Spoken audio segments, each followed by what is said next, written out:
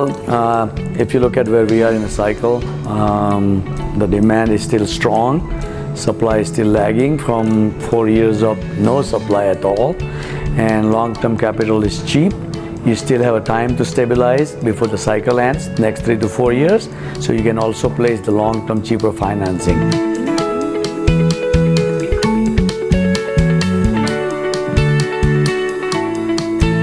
Woodbine's DNA is to look for these cycles to be able to develop. I think you can look at one metric and say, well, because supply has been historically low, because demand is increasing, because it's more expensive to buy hotels than to build, that's certainly all part of the equation. But I think we look at it in different markets, it's going to mean different things.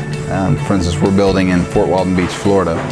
It's not exactly a market where you would say, it's much more expensive to buy than it is to build. It happens to be that it's the right brand, the right place, the right time, the right demand metrics. So, but I think from a macro standpoint, these are the periods that we look for where we can come in and really start developing on a mass scale, where we're doing a lot of assets.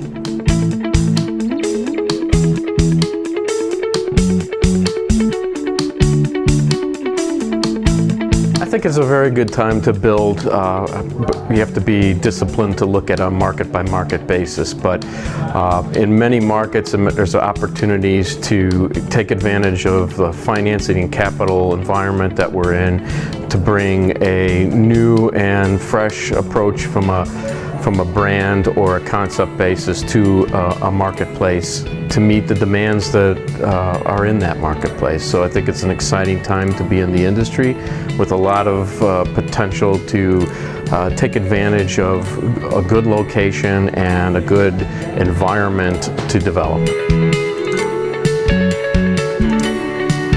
I think now is a good time to build a hotel in the current economy, given the fact that interest rates are low. I think there are certain markets out there inside the U.S. that are underserved and still have a demand for new hotel rooms to come online.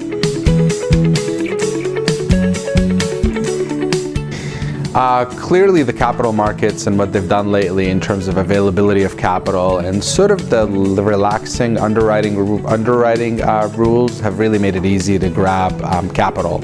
So the supply has been largely in check since the last bubble crashed, and I think we are in a good time for demand continues to increase and supply is still at bay, so it's definitely a good time by virtue of all those reasons. So.